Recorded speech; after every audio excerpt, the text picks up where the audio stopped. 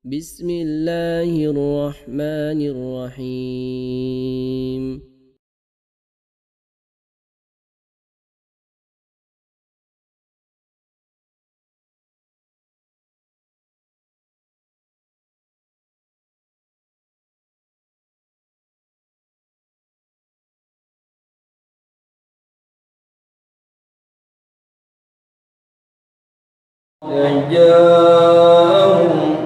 ولقد جاءكم موسى بالبينات ثم اتخذتم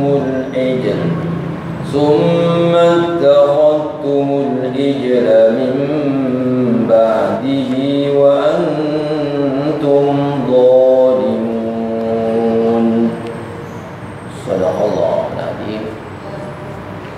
Para bapak dan ibu segenap jamaah Masjid As-Sakinah yang dimuliakan Allah Subhanahu wa taala. Alhamdulillah, kita bersyukur kepada Allah Subhanahu wa taala atas segala karunia dan aneka anugerah Allah yang sudah kita rasakan bersama. Terlebih Allah Subhanahu wa taala mengizinkan kita untuk hadir di satu majelis yang penuh ampunan Allah dan barokahnya, guna menambah hasanah keilmuan kita dan bermaksud dipakai untuk berpegang teguh pada kehidupan kita di dunia ini. Marilah kita melanjutkan kembali kajian kita sampai pada ayat 91 dari suratul Baqarah.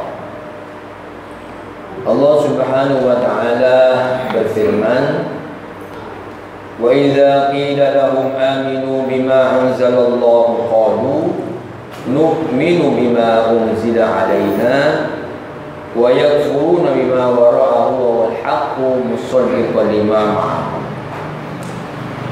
Dan apabila dikatakan kepada mereka, berimanlah kepada Al-Quran yang diturunkan Allah, mereka berkata, kami hanya beriman pada apa yang diturunkan kepada kami, dan mereka ingkar, mereka kafir pada Al-Quran yang diturunkan sesudahnya. Sedangkan Al-Quran itu adalah kitab yang hak, yang benar, dan yang membenarkan apa yang ada pada mereka. Qul falima taqtuluna anbiya Allah min qablu in kuntum mu'minin. Katakanlah, mengapa kamu dahulu membunuh para nabi Allah jika benar kamu itu termasuk orang-orang yang beriman. Di dalam ayat ini Allah menjelaskan kepada kita, dan Allah mengecam terhadap orang-orang Yahudi atau siapa saja yang menolak ajaran dan dakwah serta ajakan beriman kepada Allah. Kata Allah dalam ayat ini digambarkan, diceritakan pada kita tentang orang Yahudi. Jadi kata Allah, wa idza qila lahum aminu bima anzalallah, apabila dikatakan kepada mereka berimanlah kepada Al-Quran yang diturunkan Allah. Ini ditujukan kepada orang Yahudi atau ahlul kitab yang lain. Kata Allah, berimanlah pada Al-Quran yang diturunkan Allah kepada Nabi Muhammad SAW. Maksudnya disuruh membenarkan dan disuruh mengikuti petunjuk Al-Quran. Namun jawabannya orang Yahudi, qalu nu'minu bima unzila alaina. Mereka berkata, kami hanya beriman pada apa yang diturunkan kepada kami. Ini menolak dakwah yang ditujukan kepada mereka agar beriman dengan cara mengatakan cukup bagi kami beriman kepada Taurat dan Injil yang pernah turun. Artinya mereka tidak mengakui kecuali hal tersebut yang sudah ada pada mereka. Jadi orang-orang Yahudi itu tidak mau mengikuti petunjuk Allah Al-Quran, dan katanya cukup bagi kami mengikuti atau beriman kepada kitab yang pernah turun, yaitu kitab Taurat dan Injil.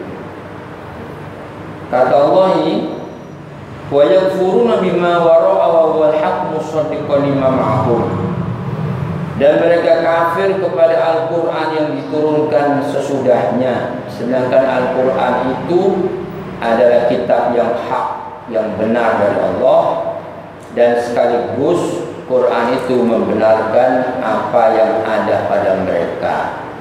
Ini dulu keadaan orang-orang Yahudi ketika mereka diturunkan Al-Quran lewat Nabi Muhammad SAW, dan itu termasuk wahyu Allah, seperti Allah menurunkan juga wahyu kepada Musa dan Isa, yaitu kitab Taurat dan Injil.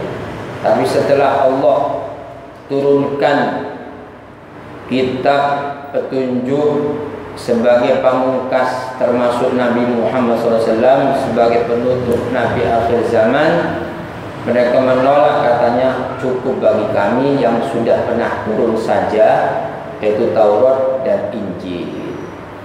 Ini tidak berarti orang Yahudi saja yang menolak, ya. Siapa saja yang telah diturunkan petunjuk oleh Allah sebagai pedoman, baik Yahudi atau Nasrani ataupun yang lain dari sekelompok umat manusia, menolak ajaran Allah Subhanahu wa taala yang dibawa Rasulullah Muhammad SAW. Bahkan penolakannya sekarang itu dengan cara yang berbeda, ya. Memilih dan memilah menurut hawa nafsunya. Yang cocok diambil, yang tidak cocok menurut selera dan hawa nafsu mereka ditolak. Ya seperti juga umumnya manusia, termasuk di negeri mana saja, termasuk negeri kita, kalau diturunkan Al-Quran ini sebagai petunjuk yang dibawa Rasulullah Muhammad SAW dan dijelaskan di dalam hadis Nabi, itu banyak menolak dengan anggapan kami sudah memiliki keyakinan sendiri, kami sudah memiliki hukum yang berlaku di negeri kami, tidak perlu Al-Quran dan tidak perlu lagi agama yang datang dari Arab. Sama, ya. Cukup yang ada pada diri mereka. Kita sudah punya budaya adiluhum. Itu sama, ya. Seperti orang-orang Yahudi menolak mencukupkan Taurat dan Injil, padahal belum tentu mereka itu mengikuti Taurat dan Injil, ya. Hanya menolak, tujuannya seperti itu. Cukup bagi kami karena kami ini sudah memiliki hukum tersendiri dan memiliki adat istiadat setempat. Jadi tidak perlu agama impor, cukup yang ada pada kami saja, ya. Apalagi penolakannya sekarang itu kan itu agama Arab, ya. Sama ini, penolakannya sama, hanya orangnya saja yang berbeda. Tidak mau aturan Al-Quran. Kalau mau itu cuma yang diambil menurut seleranya itu cocok. Jadi Al-Quran atau ajaran Islam yang dibawa Rasulullah SAW yang sekiranya itu ringan, enak, itu diikuti. Tapi hukum-hukum Allah itu ditolaknya. Ini termasuk kelompok yang sekuler. Padahal sudah tidak berlaku. Taurat Injil ini setelah turunnya Quran itu tidak berlaku lagi. Ibarat kurikulum itu sudah dihapus, dan intisarinya Taurat dan Injil itu sudah ada di dalam Al-Quran. Dan Nabi sudah menjelaskan kalau ayat ini adalah mewakili kitab Zabur. Ayat ini dalam sunnah Nabi mewakili kitab Taurat. Ayat ini mewakili yaitu Injil. Nah, seluruhnya ini sudah ada di dalam Quran. Lalu dalam Al-Quran ini intisarinya berada di dalam suratul Fatihah. Ya. Jadi ditolaknya nih, macam-macam ditolaknya. Cukup kami tidak perlu mengikuti Quran. Kalau orang Yahudi, kami ikuti aja yang sudah ada pada kami, Taurat dan Injil.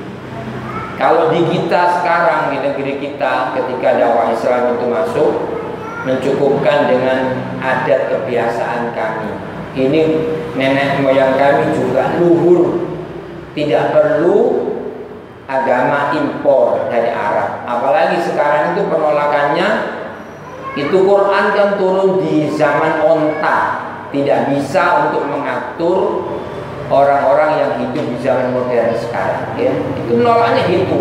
Yang kalau Yahudi yang ada pada kami cukup diikuti Taurat dan Injil.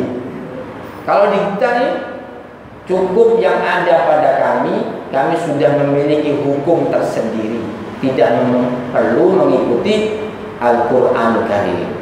Macam-macam itu penolakannya.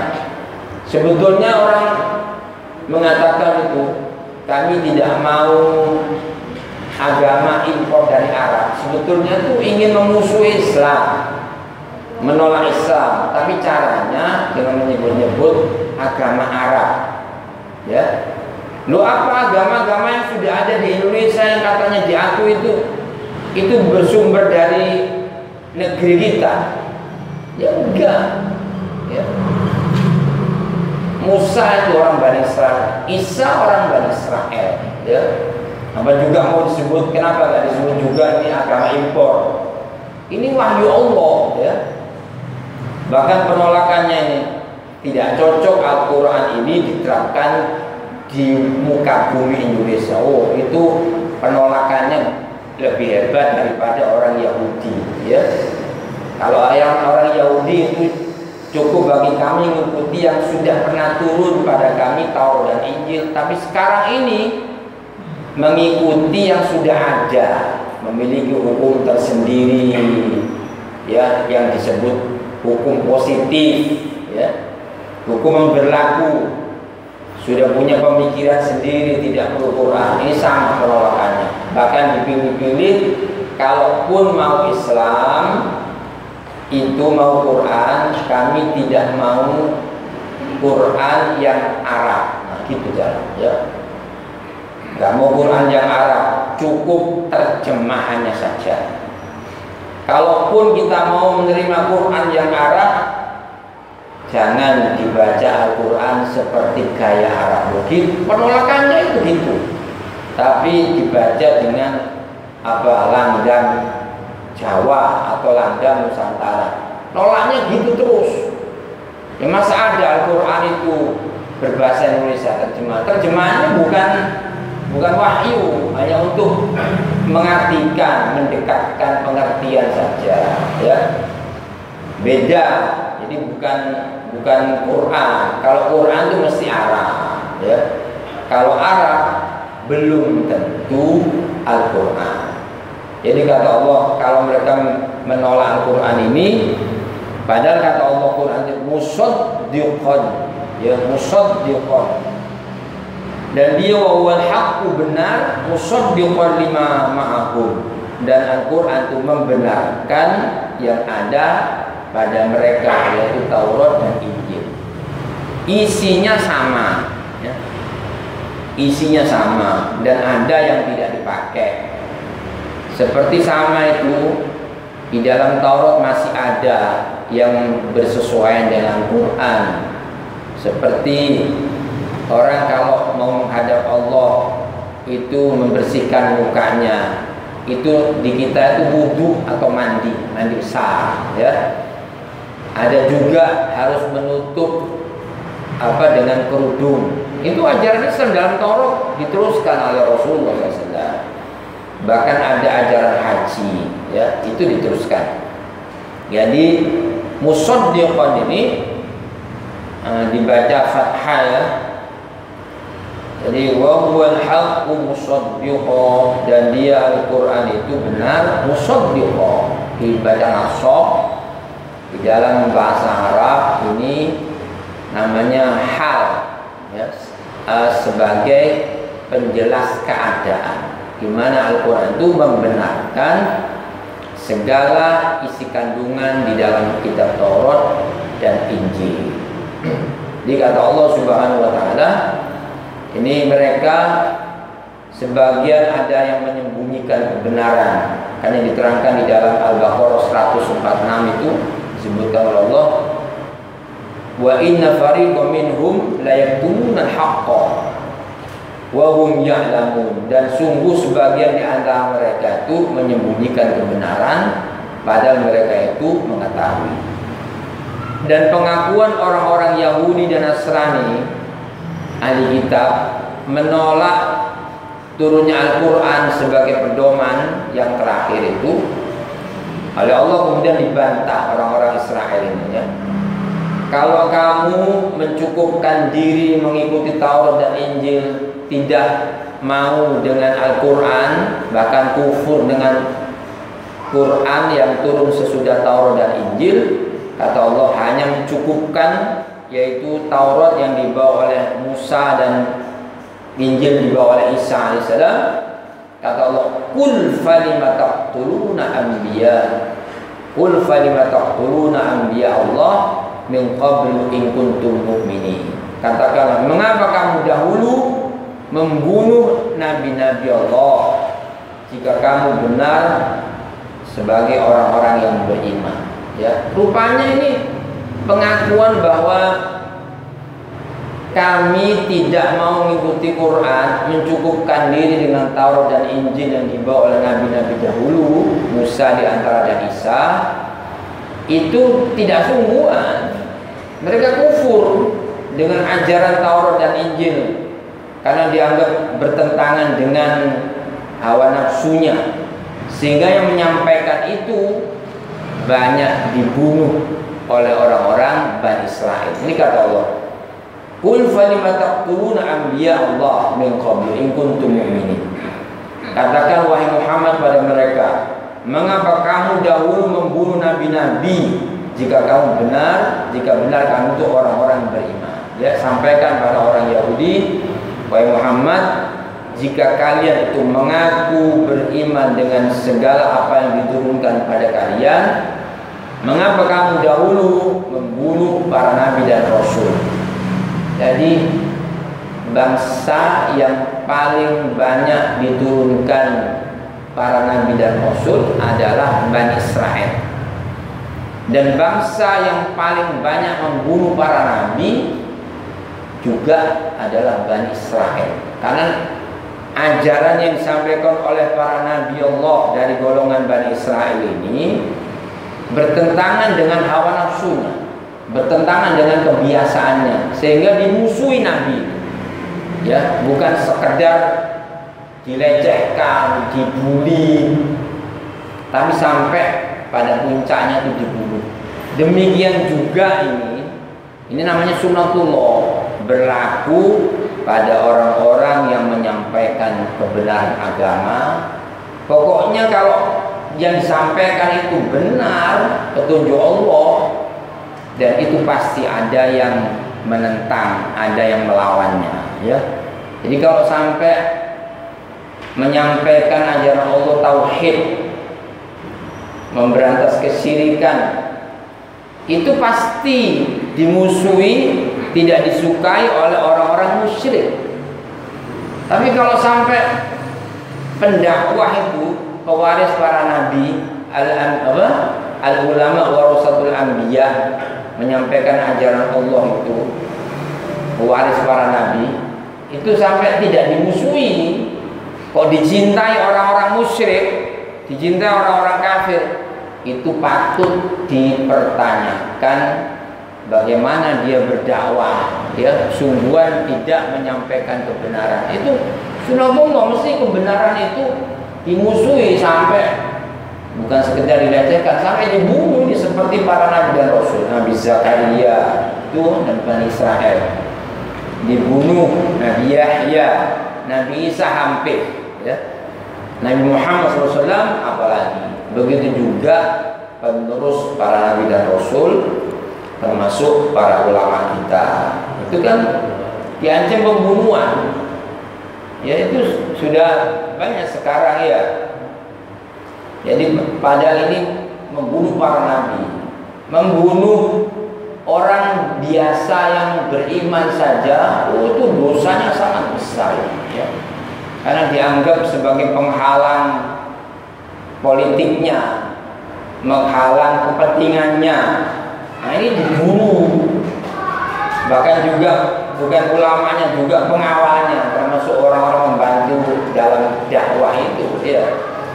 Itu dibunuh.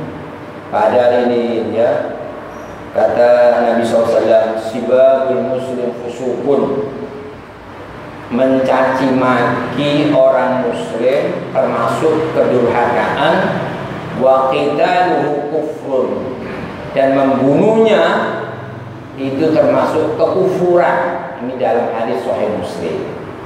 Nah, ini terjadi, ya, terulang kembali nih sejarah seperti para nabi dan rasul dari golongan Bani Israel. Ini dibunuh oleh Allah, kemudian diingatkan nenek moyangmu dulu begitu.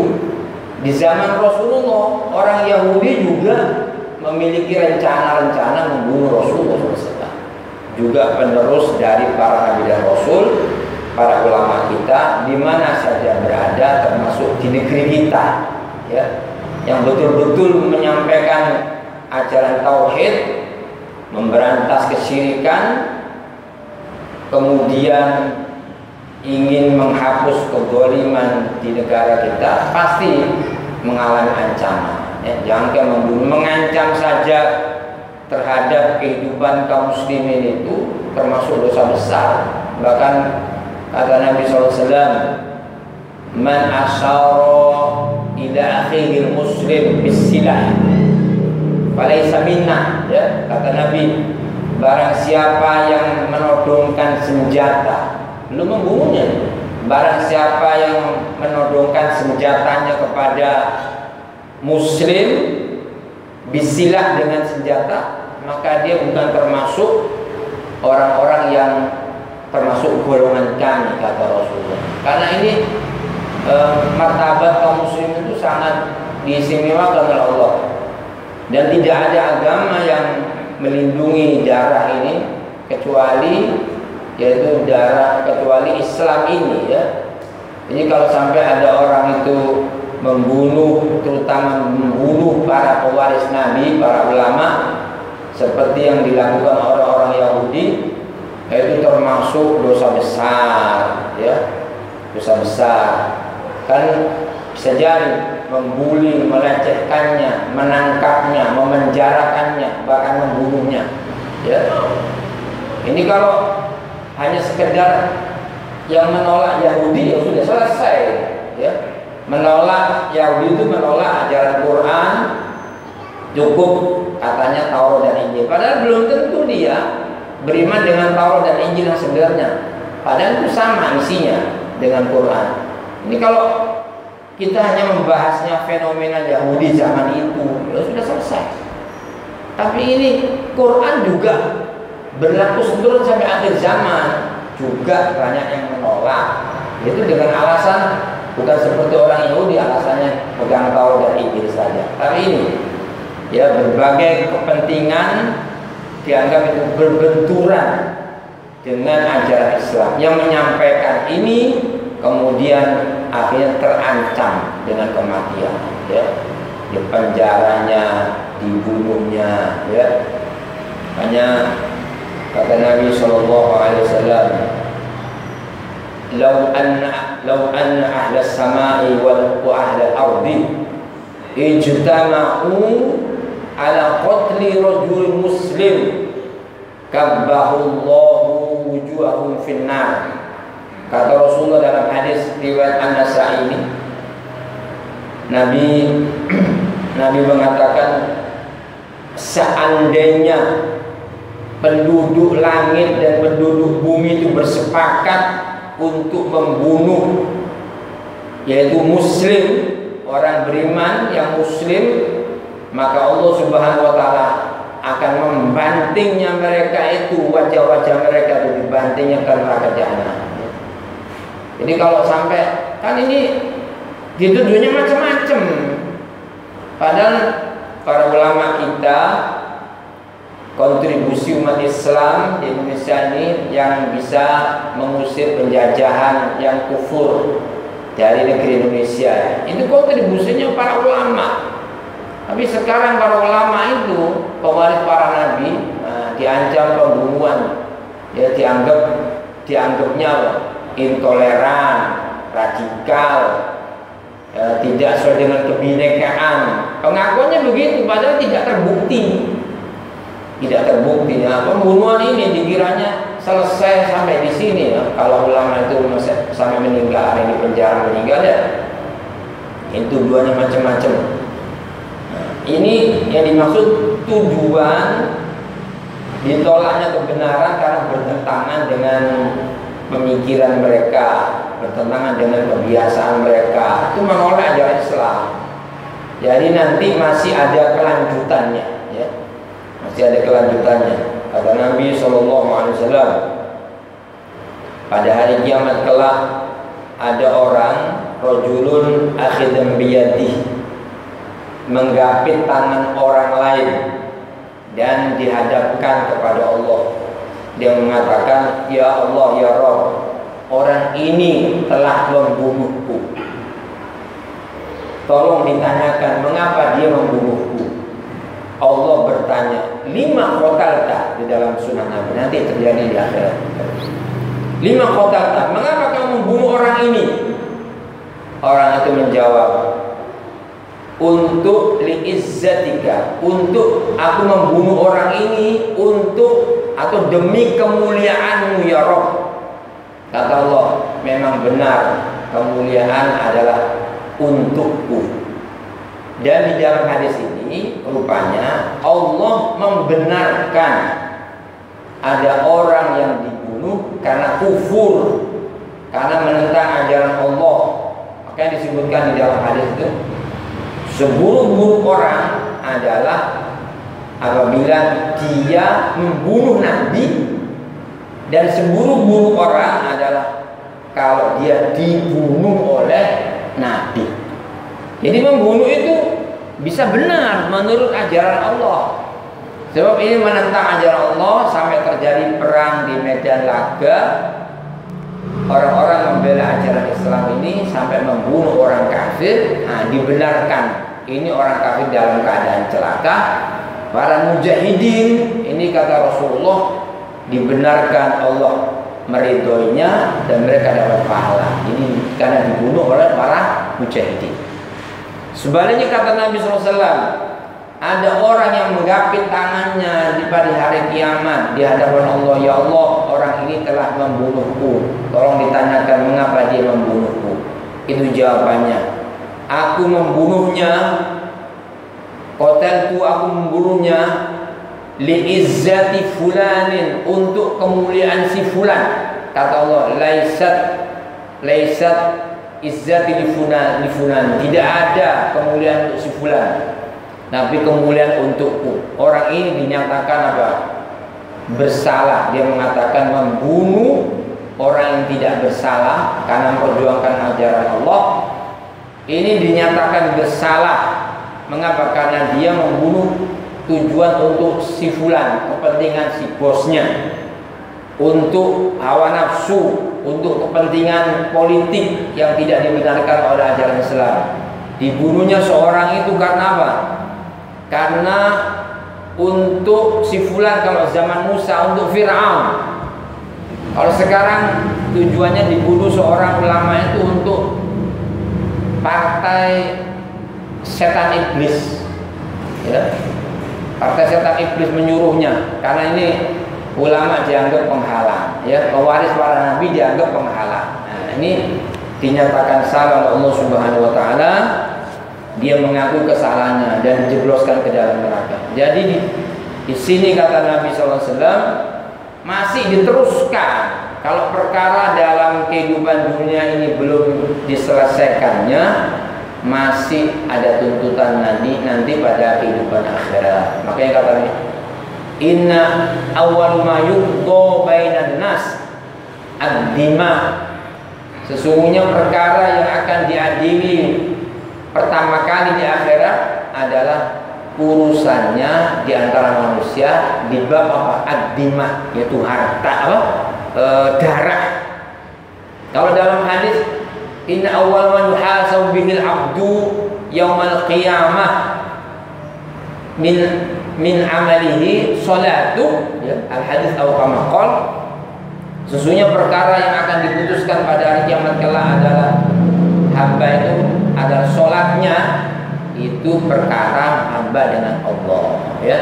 Kalau pertama kali yang dihisab itu adalah darah, ya, itu maksudnya di antara sesama manusia. Masih diteruskan ini, ya, ayat ini, ya. Jadi sebab penolakan ini diterangkan juga di dalam ayat 87 surah Al-Baqarah, ya. Ini adalah afakunna ma ja'akum rasulun bima la tahwa anfusukum mustakbartum fa fariqan kadzdzabtum wa fariqan taqtulun. Ini sudah pernah kita bahas dulu. Apakah setiap datang kepadamu seorang rasul membawa sesuatu pelajaran yang tidak sesuai dengan keinginan kamu, maka kamu menjadi sombong? Dan kata Allah, maka berapa orang di antara mereka kamu dustakan? Ada beberapa orang yang kamu telah membunuhnya. Lihat dalam ayat ini, ayat 87 dari surah Al-Baqarah. Ketika sebagian mereka itu engkau dustakan, memakai kalimat kadzdzabtum, kau telah mendustakannya. Tapi ketika kau membunuhnya, Allah memakai wa fariqon taqtu, sebagian kamu membunuhnya. Ini dalam bentuk segan dan akan datang. Quran ini informasinya sangat valid, karena rencana untuk membunuh orang-orang menyampaikan kebenaran ini terus berlangsung. Makanya menggunakan kalimat wa fariqon taqtu, dan sebagian taqtu kamu membunuhnya dan terus akan membunuhnya, ya. Pakai fiil mudhari, ya, bukan fiil madhi. Jadi inilah, ya, karena bertentangan, jadi selalu sunatullahnya kebenaran itu mesti ada, yaitu musuhnya, ya. Pasti orang tidak suka dengan ulama yang lurus, karena ulama itu kan bermacam-macam, ya. Pewaris para nabi ini bermacam-macam. Ada ulama yang menyampaikan, mengajarkan tauhid dan memberantas kesyirikan. Ada ulama yang mengajarkan tauhid tapi mendiamkan kesyirikan supaya nggak dimusuhi. Ada ulama tidak mengajarkan tauhid, malah dia menjadi pelopor kesyirikan. Ada nggak? Pasti ada, ya. Kita teruskan di dalam ayat ini, ya. Di ayat 92. وَلَقَدْ جَاءَكُمْ مُوسَى بِالْبَيِّنَاتِ ثُمَّ اتَّخَذْتُمُ الْعِجْلَ مِنْ بَعْدِهِ وَأَنْتُمْ ظَالِمُونَ. Dan sesungguhnya Musa telah datang kepadamu membawa bil-bayyinat, bukti-bukti kebenaran. Yang dimaksud di sini bukti-bukti kebenaran diantaranya Alkitab Allah, Taurat, dan bukti-bukti kebenaran itu diantaranya adalah mukjizat. Untuk mengalahkan lawannya itu supaya bungkam itu dengan mukjizat, dan mukjizat para nabi berbeda-beda sesuai dengan perkembangan di masyarakat ya. Nah, ini mukjizat Musa ini sudah disampaikan. Jadi Musa datang kepada kalian dengan ayat-ayat yang jelas, dalil-dalil yang pasti dan kokoh. Dia adalah utusan Allah. Ayat yang jelas di sini, dulu ada angin topan ya, diceritakan dalam Quran. Banyak belalang itu di rumah-rumah keluarga Fir'aun, dan terbelahnya lautan itu ya, itu mukjizat. Dan kita yakini itu adalah mukjizat dari Allah Subhanahu wa taala. Nah, setelah menyaksikan berbagai ayat itu, Bani Israel itu menolak, tidak mau menuhankan Allah Subhanahu wa taala. Setelah ditinggal oleh Musa alaihissalam bermunajat di Tur Sinai selama 40 hari, itu summat takhuttumul ijla min ba'dihi wa antum dhalimun. Kemudian kalian orang-orang Bani Israel menjadikan anak sapi ya yang sebagai sembahan sesudah kepergiannya Musa alaihissalam, yang sebenarnya kamu kata Allah termasuk orang-orang dolim, orang-orang syirik, menjadikan anak lembu yang terbuat dari emas yang dimiliki kaum wanita itu dipreteli semua, dilebur dan dijadikan sebagai sembahan. Anak lembu yang dikasih lubang terus kena angin itu seolah-olah bisa berbicara. Itu perbuatan dipimpin oleh Samiri. Jadi kalau umat itu ditinggal sebentar saja oleh Nabi Musa alaihissalam, hanya 40 hari umatnya sudah sesat. Kita ditinggal oleh Rasulullah Muhammad SAW 1400 tahun yang lalu ya. Tapi insya Allah masih kokoh tauhidnya, walaupun banyak ujiannya. Ini sembahan selain Allah terbuat dari pedet dari emas. Jadi anak lembu dari emas yang disebut ijel, yang katanya bisa bersuara ya. Ya ini tidak asing lagi, ini tidak beda sama dengan yang sekarang ini ya, niru Samiri sekarang ini ya, musyrik. Jadi itu walaupun disebut pengaruh dari Thailand, sekarang ada spiritual doll ya. Ini dulu dari emas, bisa dari kayu, bisa dari plastik. Ini boneka. Jadi musyrik itu menyebabkan Allah murka itu. Jadi sudah di Desember banyak rame-rame termasuk kiai menyetujui Yesus anak Tuhan dengan selamat Natalnya, dengan ikut Natal bersama. Dikiranya Allah itu tidak murka. Seorang ulama mengatakan, dari mana tahu kamu? Dari mana tahu bahwa Allah itu murka? Loh, kesyirikan itu bikin Allah murka ya. Ini kalau baca dalam Maryam 88 dan seterusnya, itu kata Allah ya, qalu takhadar rahman walada. Mereka menganggap Allah itu punya anak, anak Tuhan yaitu Yesus. Sekarang anak boneka, sama aja, ini meniru Samiri ya. Anak boneka nih, spiritual dolls katanya ada rohnya, bahkan diperlakukan itu dengan dikultuskan karena bisa memberi petunjuk, memberikan arahan, bisa menenangkan jiwa, dan bisa akan beroleh peruntungan yang baik. Nah ini syirik ini ya, mengadopsi ajaran Samiri ya, ketika ditinggal Musa alaihissalam 40 hari loh, ditinggal oleh ulamanya, oleh nabinya, sudah sesat ya. Makanya memang tugas ulama itu seperti Nabi dan Rasul menjaga akidah umat ya. Kalau sampai ulama itu tidak lagi berdakwah, tidak memahamkan Quran untuk umatnya ini, meninggalkan masyarakatnya, mungkin lari semua ke politik, ya, ke politik negara.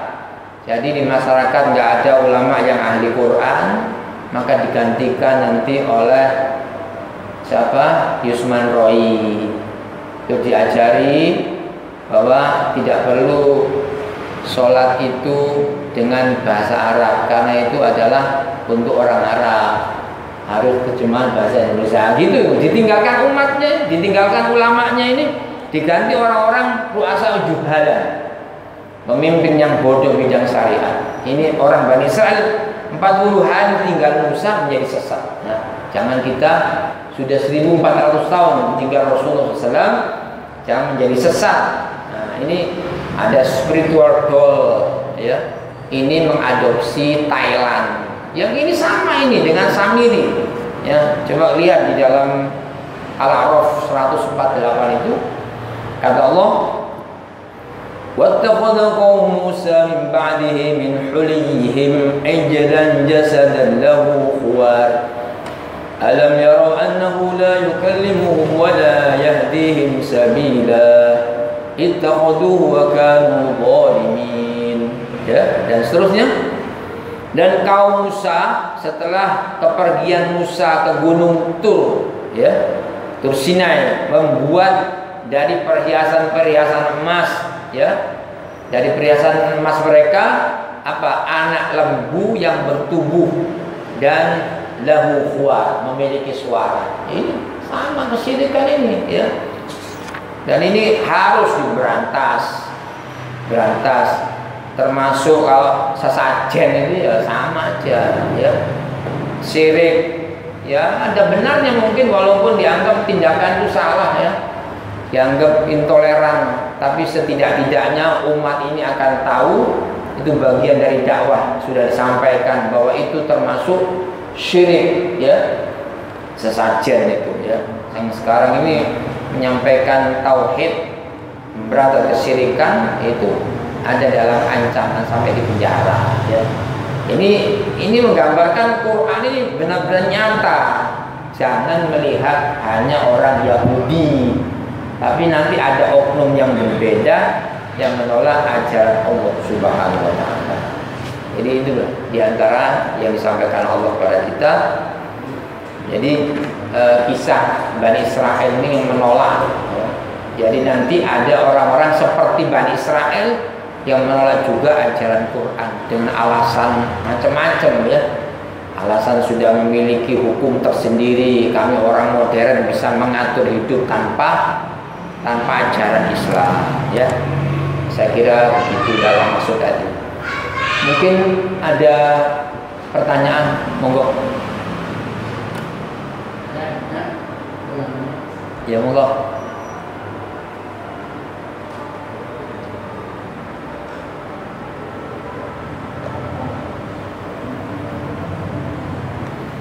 Gak ada, ya, kita cukupkan ya sampai di sini.